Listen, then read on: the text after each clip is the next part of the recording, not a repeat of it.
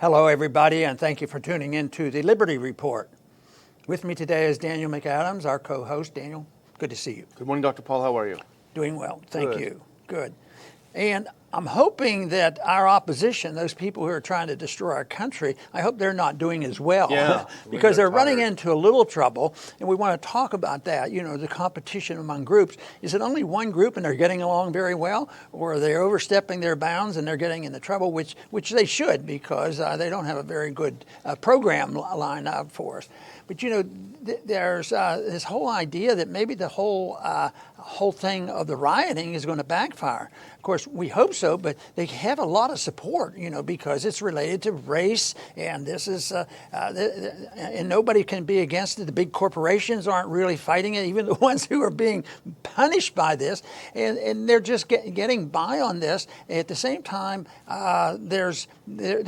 we have to contest. They have to contest with you know, the coronavirus, because now everybody's out there demonstrating against the killing, the evil killing of that one individual. But the rioting and the killing that's going on out there, quite frankly, is probably not related. I think the police overreaction to killing a person, this is an excuse, and they wait for these things, and there's no doubt about it. I think everybody in the country has said it 1,000 times. How could anybody endorse that? But how could anybody make use of it, the political use of it? And that's what they've done. They've made political use of this. But the interesting thing is what has it done? You know, to the lockdowns. The lockdown was running out of steam already. Yeah. You know, even the people who supported it. You know, the governor of Michigan, she had to back down. Yeah. Kamala Harris, she's had to back down because she looked like a jerk. Yeah. And it's fizzling out. And we've talked about they better hurry up with the vaccine and the medication, because the crisis is going to go away. The virus is dying. So they have this. But the way I see the bigger picture of this is the big event is really back to the finances, excessive government spending, and then we're having this super ridiculous monetary system. Don't worry about it. Just print the money, and and prosperity will last forever. And then we see the bust, and it was significant, but it was they had to get it off the agenda. People shouldn't be thinking about it, so they did what they always do. Print money, and print it like they've never done before. You know, we just saw 1 week where they created $3 trillion. Anyway, they did a good job. They got that off the issue, and people, even though there's a lot of pain out there, but if a lot of people look for reassurances in the world financial market, they look at the stock market. So they've been able to buy up the stocks. They do buy up the stocks, and they prop it up with all this credit. But at the same time, they knew they needed something else. And of course, they went to coronavirus, and this was a good thing. And they captured, you know, a lot of people. And from the very beginning, I believe we took a position. It's all a hoax, especially the reaction to it was overreaction. And people are starting to wake up to this because it's just fading away. And I think they got prepared now, and they saw an opening with this horrendous case of this man getting killed, and said, well, maybe we can make good use of that. This is a racial thing, and nobody can, you know, stand up against that, because you know that is the worst thing you could be called. And I think, but my premise is, the more somebody shouts racism at somebody else, the more likely they are the racist. I think that is the case. But this has been going on. So there's this little conflict, and we found a neat little article here on Target Liberty today. Bob Wenzel, white supremacy is a lethal public health issue, and he talks about this in We Will. But there was one sentence that he highlighted to make the point of what's going on right now. So he introduced this quote that he used from the letter written by 1,200 medical people, you know, the fake medical people. And he started, the COVID-19 threat is completely political, as most clearly evidenced by this sentence in this letter put out by the military, the medical expert. This should not be confused with permission permissive stance to all gatherings, particularly protests against stay-at-home order. So yes, they want to justify all this rioting because it's moral and high-minded. It's so important, but don't for a minute think that that this is we're permitting the people, to talk about the things that they'd like to talk about in getting rid of the lockdown. And the whole thing is the lockdown is disappearing, not because the rules are changing, because everybody's realizing there's not a big deal on this, and it's disappearing, and so that won't be stopped. But in the meantime, we have to concentrate on the riots and put that on the high moral ground and have everybody feel good because they know that they're on the side of righteousness. Yeah, and this just points out the hypocrisy, I guess, is the only word you can put it. And thanks to Bob for finding this and putting it up. But as you say, it's an open letter signed by 1,288 doctors, but also healthcare specialists and infectious disease specialists from major U.S. universities. The basic thrust of the letter is, hey, we're all for the lockdowns over COVID, but this other stuff has come up and it takes precedent over. Here's another quote, Dr. Paul, because it's so worth reading from this letter they put out. Staying at home, social distancing, and public masking are effective at minimizing the spread of COVID-19. To the extent possible, we support the application of these public health best practices during demonstrations that call attention to the pervasive lethal force of white supremacy. However, as public health advocates, we do not condemn these gatherings as risky for COVID-19 transmission. We support them as vital to the national public health and to the threatened health specifically of black people in the United States. So basically what they're saying is that this virus is political, and all of a sudden you don't have to go out and you don't have to stay at home anymore because you're protesting something that's a morally just cause, So it's all political. And so the question arises, either they've been lying all along that this is a deadly virus and if you go out you're going to kill yourself or others. Either they're lying then or they're lying now. If they're lying now, then they actually do want black people to die, because if you die by going out and catching this disease, and they're encouraging black people to go out and protest, they're actually wanting these people to die, encouraging them. It's sad, but over the years, I have moved in a direction, because there was a time in my life that I thought governments were pretty straightforward and it told us the truth. But unfortunately now, or fortunately, maybe this is good that I'm looking at it differently, is that anytime somebody in government makes an announcement, whether they're a candidate or somebody in office, they make an announcement, I always assume it's probably a lie unless we can prove they're telling the truth. It's probably all fake, and I think that's what goes on. But this whole thing that where they say, yes, you can quit social distancing and use your masks and things. We don't want you to quit, but we have to get you out on the street to protest this because this is of a higher order.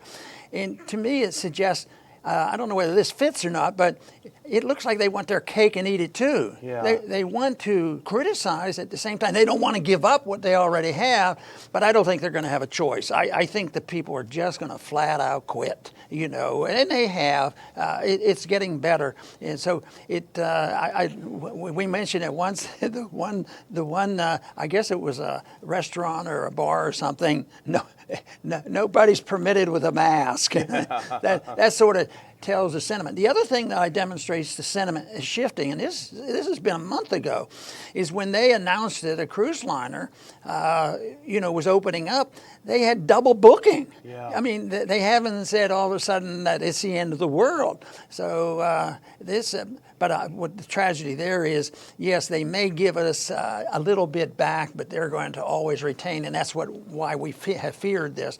Things didn't, after 9/11, things were very, very bad for several weeks, but they never gave up on the Patriot Act to keep that, and they've never given up on TSA. So this is what's going to happen. They will be back off. Things will get better, but there's going to be a lot of back and forth on this, and hopefully we can guide this in the direction of more freedom, not more tyranny and riots.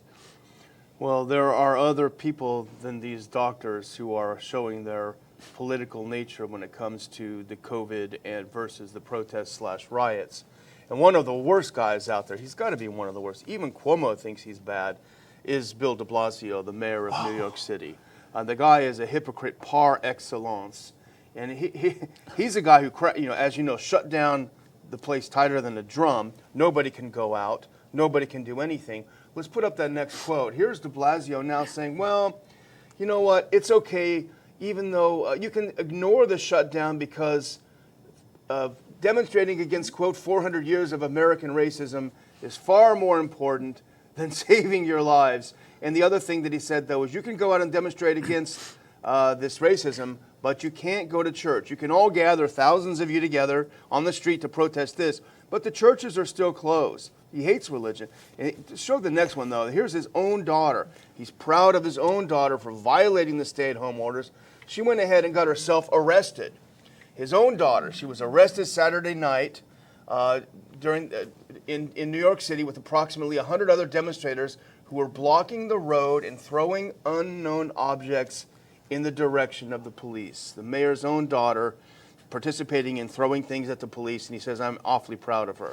But don't you think the conflict between the governor and the mayor is pretty interesting good. too? Yeah. So that's where there is a split coming, and evidently in New York, the governor can replace the mayor.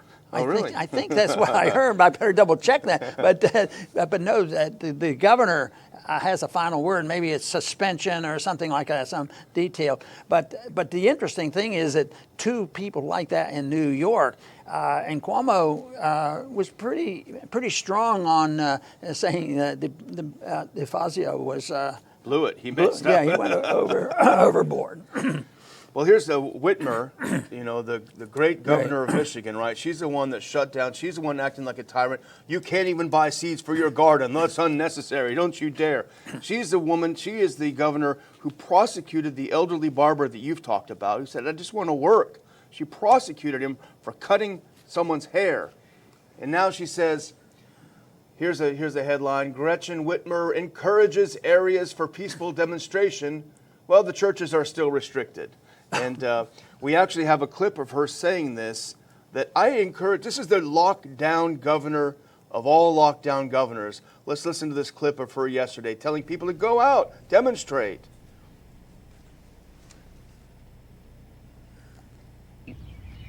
Peaceful protests will absolutely continue, and they should continue, to further the dialogue and to help make sure that we make the meaningful change in our country that we want to see and that we desperately need. And I'll continue.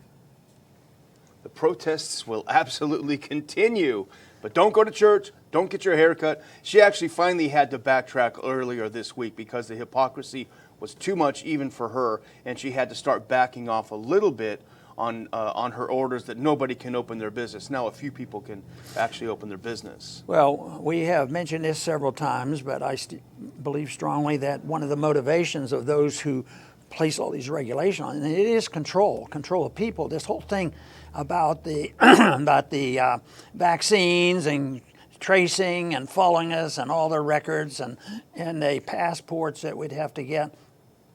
So it's more political, more government control.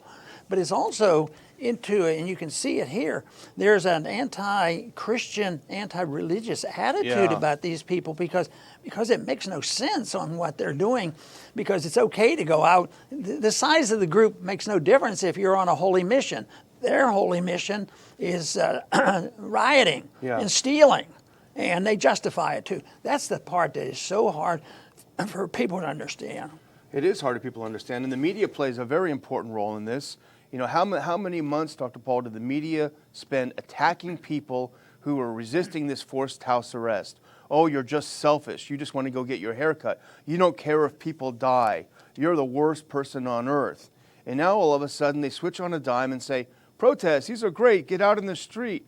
This is wonderful. You got to get out there. Let's get thousands and thousands in the street, reporting very positively on it. And it just, we didn't want to say this at first. We had a kind of an inkling that this is, but more and more that we see it, the more and more that you understand that this is a political move. The entire thing is political. It doesn't say that there's not something underlying. Yes, there was a virus. Yes, there was an absolutely unjust killing of a person in custody. Those are true.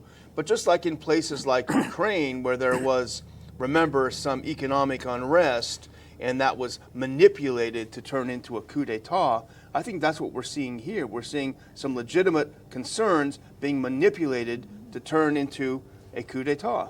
Yeah, and whether there's one or two or three groups that are all working together, I think it's explainable because I don't think any one group is always monolithic. People get and gather in there for different reasons, but there seems to be a few in the leadership position, that must be coordinating things. This idea that all of a sudden all the bricks they need in the world all arrive about where the demonstrations are going, and obviously they're communicating with each other, and this, of course, is a very serious matter. And the people who are complaining the most now are the ones that seem to be on the defensive.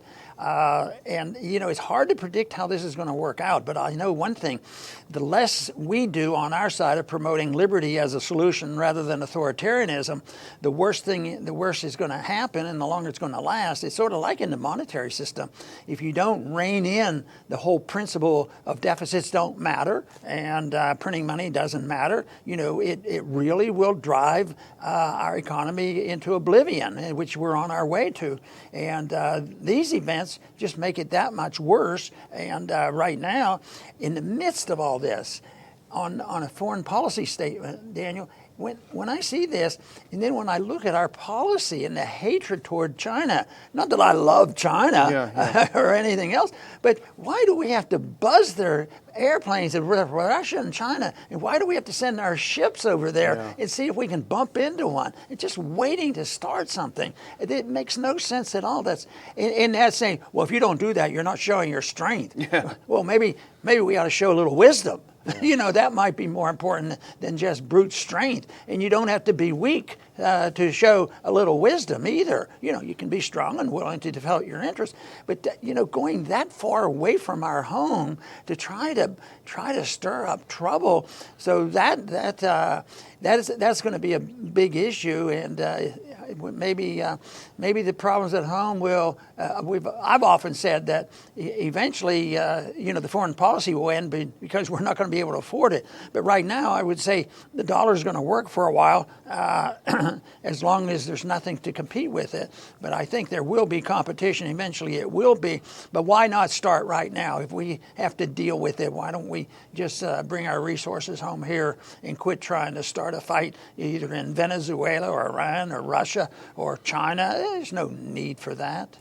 Yeah, it's hard to stomach, but there is a sense of of other countries sort of taking some delight in the fact that we're obviously stumbling in the U.S. And I think on your point, it certainly doesn't show. It certainly shows weakness that we believe we can go out and tangle with the Chinese and the Russians. Well, we can't even sort out our own problems at home. We can't even keep people from breaking in and stealing Nikes. But, I put together a couple of points, Dr. Paul, and this is from a good piece that Zero Hedge ran, written by Michael Snyder. And it's all about more evidence that the riots are coordinated. And I think this is important. And if I were a person who was going to demonstrate over the police brutality, and we've talked about it on this show for a long time, you've talked about it for 40 years, the problems of police and militarization of police. But if I were a person who was genuinely concerned about that, and I wanted to go make myself heard on that issue, I would be very frustrated and very furious at what's being done in the name of this protest against the killing. But here are a couple of things, just throw them out. And these are all reports that are well linked and well sourced. Reports of chauffeured looters arriving in New York City with specialized tools to break into stores and steal. Then the getaway car comes and they go to the next one. New York Deputy Commissioner for Intelligence and Counterterrorism. He has observed few things. He's the top counterterrorist person for New York. Organizers pre-placed bail money up and prepared bail money. They put medics in place along the riot routes to be ready to handle the protester. They deployed bicycle scouts to direct the rioters away from cops where they could go without being bothered by cops. And I've actually seen some clips of the bicycle rioters, and actually there's one where he's getting paid by an Antifa guy. The Chicago mayor, of all people, said, well, this is an organized event. Minnesota authorities found several caches of flammable materials. They're being transported in cars with stolen plates. And I've seen this elsewhere where they found Molotov cocktails and other almost bombs. More and more stashes of bricks all over, like you pointed out. Kansas City, the police, we didn't want to say this earlier because we thought, the police themselves said, we keep finding bricks. Baltimore police reported bricks delivered. New York, a cache of bricks conveniently in the path of rioters on Sunday night. Dallas and Frisco, Texas, both had bricks. So you're seeing it around and around, and these are now being documented. We've seen this. This is not just a crazy conspiracy theory. So it makes you wonder, really, who is behind this? Will we ever know? I wouldn't mind knowing. And the other encouragement is that if they catch somebody in an act and they arrest them, and then they are promised, the mayors come out, and I think D.C. has and others, that they'll not be prosecuted. And it's a reflection of the people who run these very liberal states. You don't get prosecuted for doing this. So this is an outright encouragement to do it because there are no penalties. But then the question is in what they paint this up to be. We like the people who are demonstrating for a just cause, but we have to be careful about the rioting. And I think people obviously have every right in the world to complain about police brutality and all these things, but you can't start participating in the violence. So why is that so hard? Don't you think? I imagine I could convince you.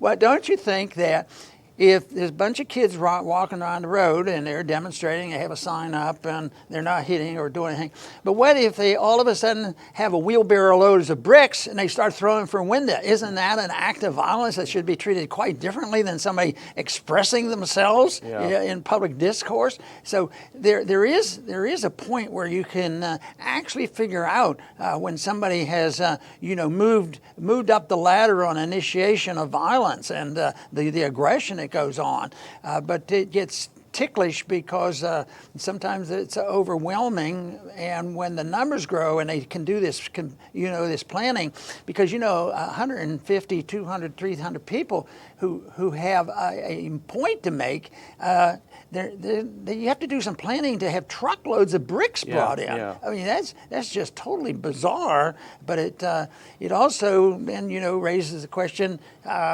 We still have a great company. Walter Williams, who I like very much, wrote about in spite of all this, we're still doing pretty good. And he wrote it from a black man's viewpoint. Yeah. Things are pretty good because he compared it to other places. Yeah. But the whole thing is how long is it going to be that way? And things aren't as good as they used to be. But these basic principles have to be understood. And of course, that's why I think the freedom principle of nobody's allowed to initiate aggression, that is where somebody has to start. But the people out here now say that's exactly what you have to do. We have to justify it, and we're not going to penalize it. Go out there and riot if you break a window and steal from the stores. And then now we're starting to see some of these large corporations. I always fear corporate power, corporatism, and government because it leads to corporatism and then fascism. Yeah. But now we have this whole idea. It isn't so much that the corporations want the benefits from it. They have spilled over into the social stuff. Yeah. This social Marxism, and they're making excuses to not even want to penalize them for this. So I think there's a little bit of confusion out there that hopefully someday we can help clarify. Yeah, the so-called woke companies like Apple are the first ones getting robbed. There you go. I would just close, Dr. Paul, with a sort of an observation. One of my pet things is the media and critiques of the media. And, we saw over the past couple of days, the media went completely nuts when Trump went over to St. John's Episcopal Church with the Bible in his hand. He meant it as a demonstration that we will get through this, even though that 200-year-old church was set on fire by the rioters. It was a symbolic gesture. Obama made a lot of those gestures. He was very good at it. This is Trump's attempt. The media went nuts. They made up a story. It's now come out. They completely made up the story that the Secret Service was putting flashbang grenades and roughing up people to get them out of the way. Totally made up. And it was So he went there and he held up his Bible. And I just thought, as an observation, Dr. Paul, it's pretty interesting. It says a lot about the media that they're madder at Trump for holding up a Bible than they are to people who burned down the church in the first place. I mean, what does that say about the values of our mainstream media? So that's why we do what we do. We try to bring you a different perspective. We try to bring you some new analysis, a different look at things, and hopefully a breath of fresh air. And our numbers are growing, our subscriptions are growing. And if you haven't subscribed to the channel, please not only subscribe, but hit notifications so you can be notified when we go live every day. But we thank you very much. If it wasn't for you, it would be just Dr. Paul and I talking to each other, which is very nice, but we also prefer talking to you. So thanks for joining us. Very good. The problems that we have right now, I think a lot of people would date it from the coronavirus and the reaction to that. And there's a lot in the practical sense that's when it started. I dated a little earlier that because of the financial problems that have gone on. We have a tradition in this country that we brag about. There has to be separation of church and state, but that doesn't mean the state has to condemn the church and not even permit it voluntarily. As a matter of fact, the First Amendment gives clear protection of this. But the Constitution is pretty good on thou shalt nots. And if the federal government's given permission, then you can do it. But if they don't mention it, if they remain silent, liberals and big government people believe if the Constitution is silent, therefore the government can do whatever they want. Now that is not the case. But since this was developed over a medical problem of coronavirus, a concocted hoax, so to speak, I would like to see the day that people would consider the separation of medicine and the state. It's not in the Constitution, and it's not doing well. We're bankrupt over it, and there's no communist country that ever gave good medical care. And we have some relative freedom, and we still have people coming here. But it's not the way to do it, and especially when it becomes a political weapon. And it's a political weapon when it's free health care, one-party payer, and all these things. You bribe people, and then you come along with a virus like this, and they're going to tell us the truth about it. And science have settled it. They come up with all these rules and regulations and masks and say, science have settled this. They haven't. Science has been terrible on medicine. In my own lifetime, I remember so many things that I had been taught that just wasn't so. And this is something that goes on in it, but it's the connection. It's this assumption that government is responsible. And it's rather new. HEW was started under Eisenhower, and it's grown and grown and grown, and it's gotten terribly bad once we had a Supreme Court justice make sure that we could advance to Obamacare as a right. And look at what's happening now. But the bankruptcy of the medical care system and the bureaucracy of the medical care system is so bad. And now this abuse of using the medical profession to scare people to death. You're all going to die from coronavirus, and it's turning out to be a hoax.